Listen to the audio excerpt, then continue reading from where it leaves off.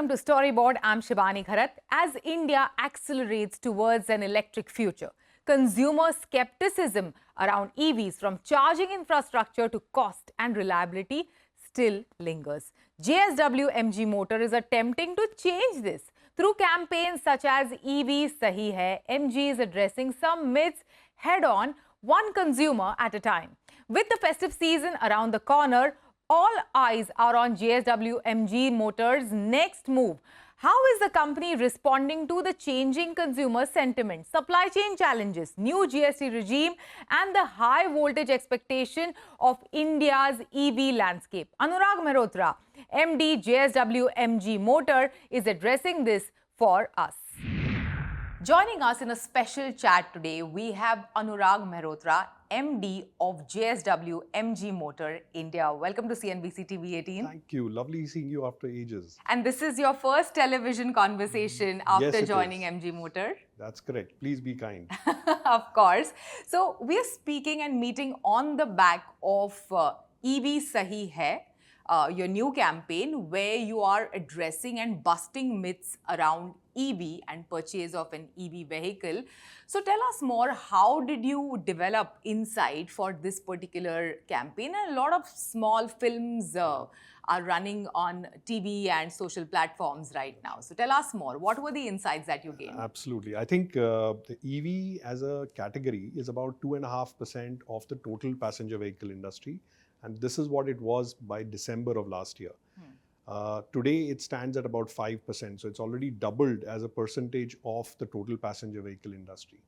We believe that by 2030, it should get to about 15% of the industry.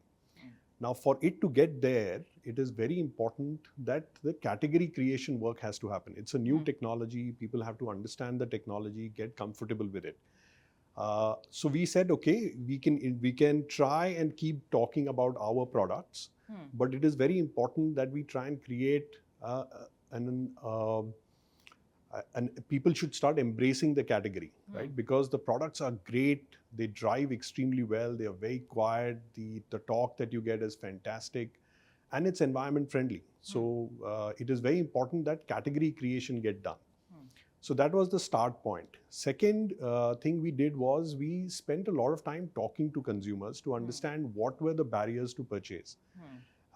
We listed them down on a whiteboard and said, okay, what could be the mitigation plan for each one of these? People said, you know, we have range anxiety. Okay, so we started bringing products in which were delivering 400, 450 kilometers of range, which is far more than what anybody would drive in a day. Second barrier that came up was, hey, what happens to the warranty? Because the battery is about 60% of the cost of the car is the battery. What happens to the warranty on the battery? So we said, we'll give you lifetime warranty for the first customer. People said, you know, the cost of an EV is higher than the cost of a typical petrol vehicle. Indeed. So we said, we will bring battery as a service where the battery gets funded separately and the car gets funded separately. As a consequence, what you would end up paying for fuel is what you would end up paying for the battery as a service. So the acquisition cost of the car drops significantly, right? So we looked at every one of these elements and we weaved that into our sort of product and solutions approach to selling of the EV. Then we said, you know, there are concerns that consumers may have.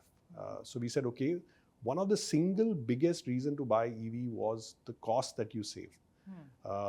And we said, you know, because it varies so much from consumer to consumer, we said, why not use real people, real experiences as a theme and let our customers tell others? Because it is a category where the word of mouth is the single largest source of sale, right? So when you talk to your friends, they tell you which car to buy, you probably already are predisposed to that sort of a brand or that category of product.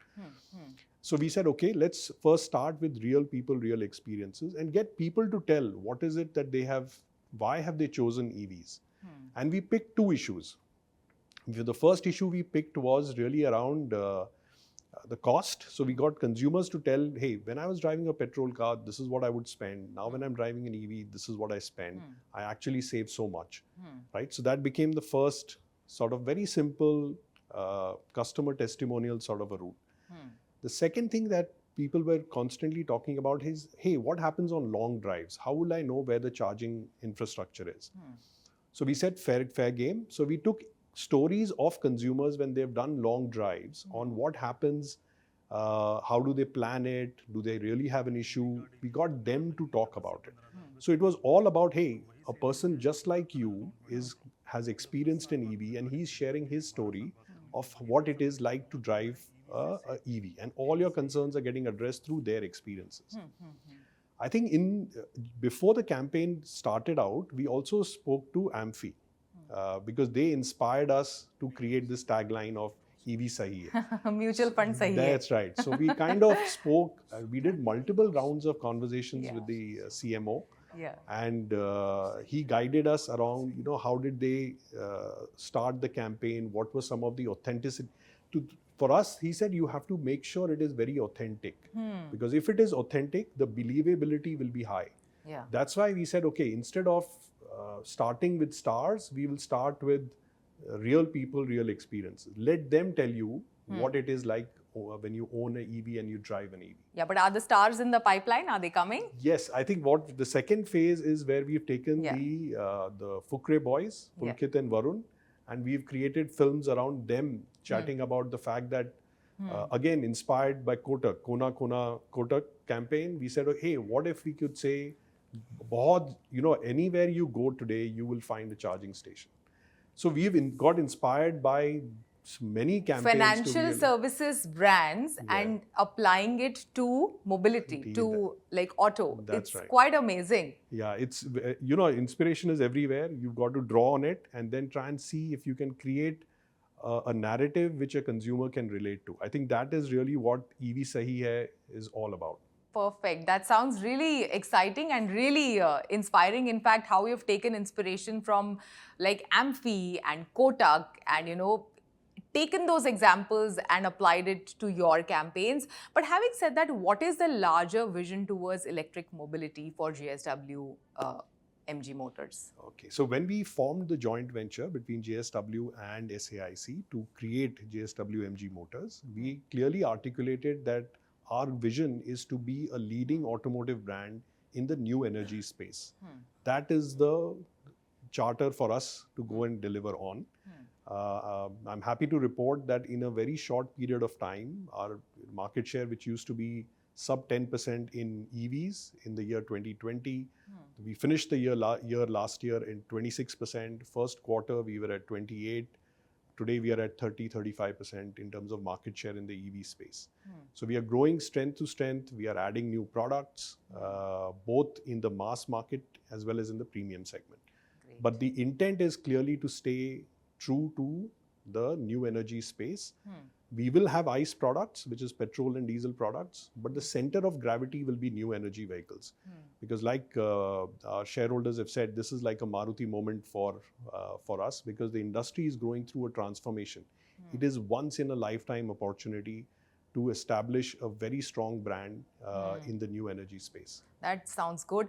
And here at one point you're speaking about, getting EV to like every other home in India, improving the accessibility of your vehicles and getting them to like every other home in India. But at the other end, you've also launched vehicles in the premium and the luxury segment. So how do you balance, the accessibility, like which is your aspiration, along with, maintaining that aspiration for MG cars? Yeah, great question. So when we were in developing the 5-year plan, we used the Roger Martin framework of where to play and how to win. And that framework clearly said that, yes, there is a lot of room to grow market share and volume in the mass market. But at the same time, there were certain trends that we were observing. The trends were, premiumization was taking place in India at a very rapid clip rate. You look at premium housing, you look at fashion, you look at cars. The premiumization was taking place in India at a very fast rate. Second thing that we noticed is within premium cars, the EV penetration is higher, almost twice of mass market. So it fit quite nicely into our strategic framework saying, hey, if we want to be a leading automotive brand in the new energy space, here is a segment that is getting into premium cars, and it is getting into EVs far more than the mass market. Then we went in and looked at our portfolio to say, hey, what can we bring to the market to serve the market? We were clear that the first batch of products, first two products have to be very disruptive, because you cannot bring a Me Too sort of a product. That's why the first car that we launched was Cyberster, which is a roadster. It's a sports car in EV. And the second is the M9, which is an MPV. Both EVs. Why MPV? Because people are spending far more amount of time on the road today, both on account of the quality of the roads improving, and at the same time, congestion is also going up. So people want to spend time on the road, but they want to be comfortable. And that's why what we call presidential limousine is what M9 is referred to. And that is why we brought these two products to begin with. And the balance is great because it creates a certain aspirational value for the technology that we are bringing in. And that aspirational value will always rub off on the mass market. Wonderful. And this is also, I think you finished 6 months at JSW MG Yes. Motor. How has your Ford experience helped you shape some of the strategies over here? And if I may also ask, how do you evaluate yourself, on these 6 months that you've completed over here? So that's a great question. I should ask the board to give me a performance report. But I think the first 6 months have been fantastic, to say the least. It is a very exciting space. Three things I tell everyone who asks me this question. My first impressions. The products are fantastic. I think there's nothing like an EV product today. Just in terms of the experience that you get of the product is fantastic. Second, the shareholders' commitment to the business is phenomenal. I think both the shareholders or primary shareholders are very committed to the business. And third is the talent that we have, both within MG as well as within the dealers, is fantastic. I think all the ingredients are in place in order to ensure that it is an extremely successful venture. And past 6 months generally for the auto industry haven't been that easy or that kind, with supply chain issues because of rare earth shortage. Tell us more, how much do you see the impact of it also going forward? You're absolutely right, Shivani. The industry is actually growing at 1.5% in the first half, which is Jan to June. We are growing at about 25 to 30%. So we are growing faster than the industry is. The festival season is coming up. In fact, August is when the Onam kind of kicks off, and we are all very excited about the festival season.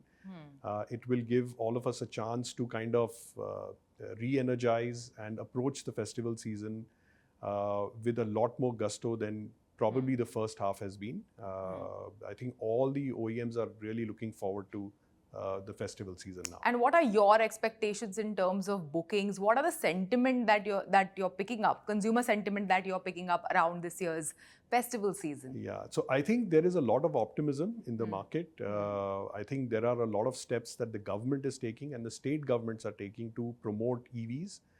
You've seen that in Maharashtra, you've seen it in Karnataka. Each of the state policies are very progressive, and they are all committed to ensuring the adoption of EV picks up.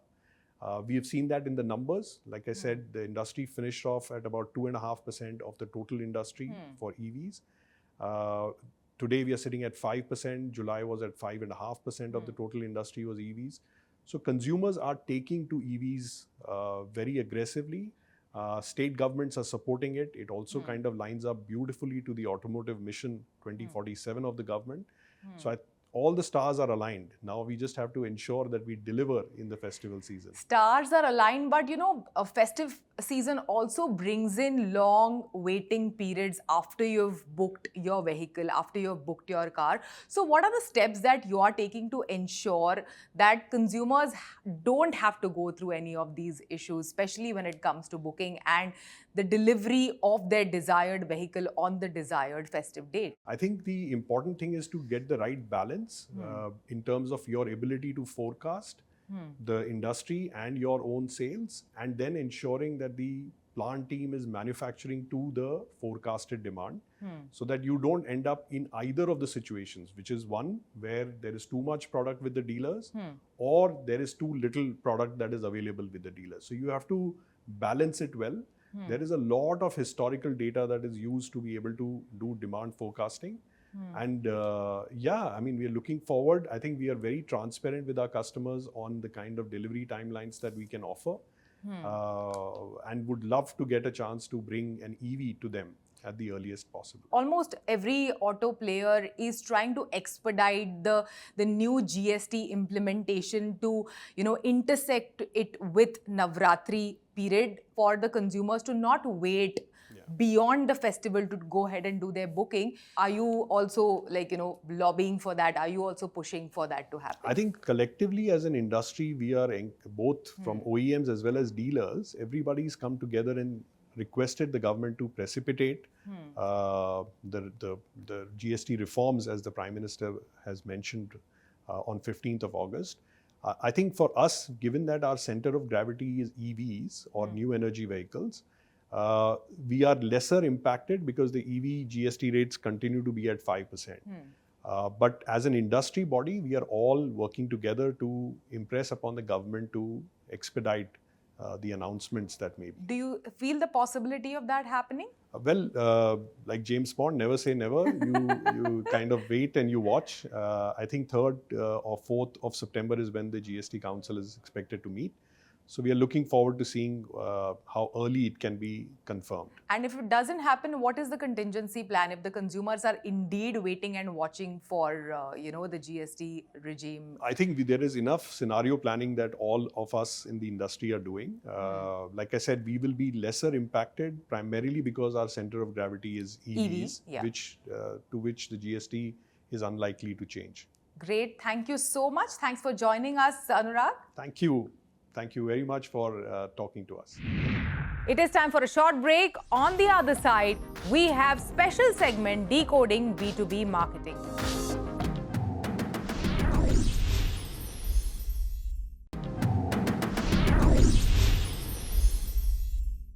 Hello and welcome back to our Storyboard 18 special Decoding B2B Marketing That Means Business, a special series in partnership with LinkedIn. I'm Shibani Gharat, and today we are going to explore how the role of CMO is being redefined in an era of heightened accountability. To discuss this, again, we have with us Sachin Sharma, LinkedIn Marketing Solutions India, along with Krishnan Chatterjee, Google Cloud India. Welcome to CNBC TV 18, both of you. Thank you, Shivani. We are speaking about the ROI shift. If you can help us understand what's really driving this shift towards ROI first marketing. There's a P&L.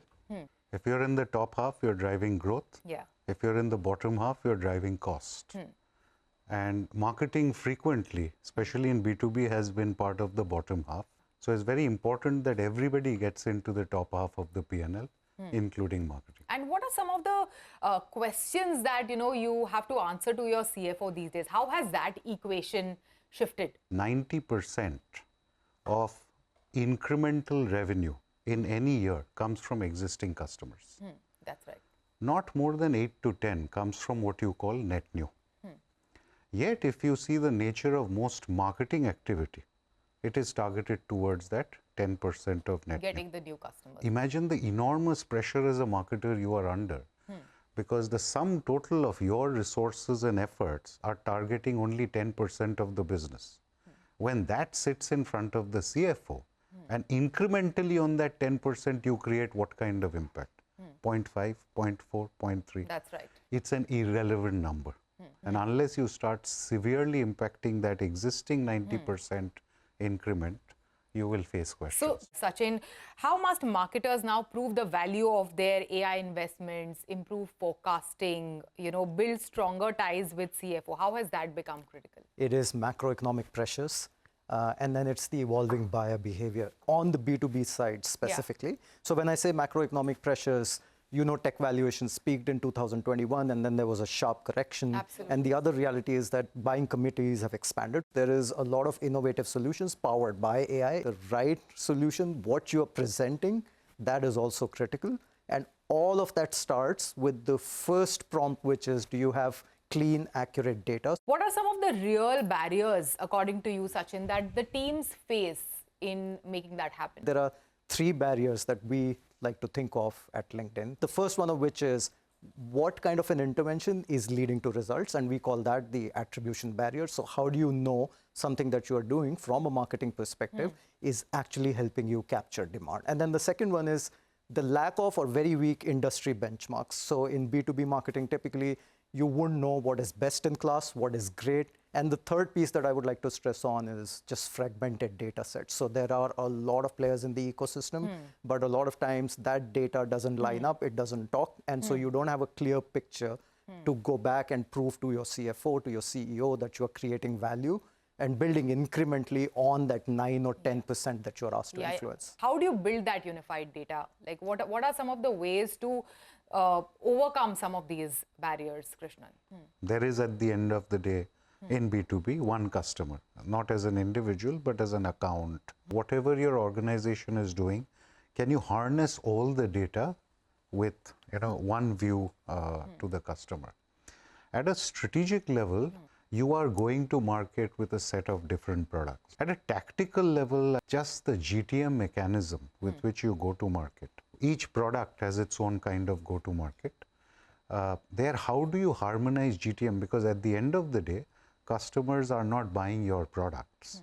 They are buying solutions to problems. Tactically, can you structure the organization itself to target customer problem solution rather than I have 5 products and I have to go sell them? You want to add to that? There are a lot of technical solutions today, but all of that only comes in if there is philosophical alignment. One is that you're a customer-focused business, but the second is that you start with accurate first-party data. On top of that, we have a few solutions, like we have an API that integrates with a CRM.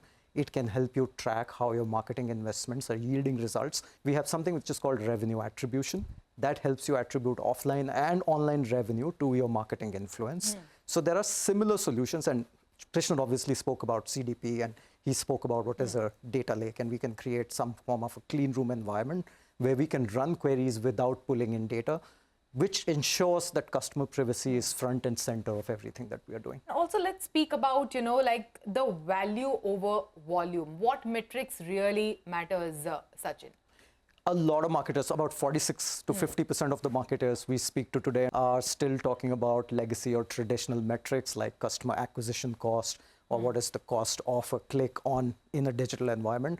But I am also happy to report that there are forward-looking marketers who are now talking about actual value metrics. And when we say value metrics, we are looking at outcomes like a customer lifetime value. What will they deliver to you over the next tenure of their contract? So we are having active conversations where they're moving away from volume metrics and they're moving more towards value metrics. You want to add to that, Krishnan, value over volume? If I'm measuring marketing qualified leads, till it comes to a close in the funnel, the lead is irrelevant. So if activities I do give you 10,000 leads, which you have to prosecute, and you end up with 50 closures, think like a CFO. You have had to build sales headcount to prosecute 10,000 leads. Absolutely. It's not efficient. So I want 100 leads out of which I'll close 50. What should I measure to get there? Similarly, once I land in the account, how am I going to expand? What are the things I should measure? If you're going to drive both volume and value, figure out how you are going to optimize the nature of the funnel. Yeah, Sachin, we started with ROI. So how has AI helped get better ROI? You can throw a lot of manpower at a problem, and because within B2B you have disparate signals and a lot of data sets, you have to bring a lot of these things together to actually understand what is your ideal customer profile? Are they engaging with your content? So is it resonating? And then is it leading to the right outcomes? All of those problems AI helps you solve. The other part is that AI helps you do a few things intelligently. Today, Krishnan has a lot of data sitting in his own CRM about the type of customers that they're trying to sell to. If I could just pull insights from that and improve the targeting of my existing and new campaigns. The other is, can I do predictive measurement? Can I predict what his sales pipeline is going to look like? All of that helps him because then he's able to plan better. Thank you so much. Thanks for joining us today and for your wonderful insights. Thank you. Thank you. With that, it's a wrap on Storyboard this week. You can catch all of our content on Facebook, X and YouTube. Thanks for watching. We will be back same time next week. See you soon.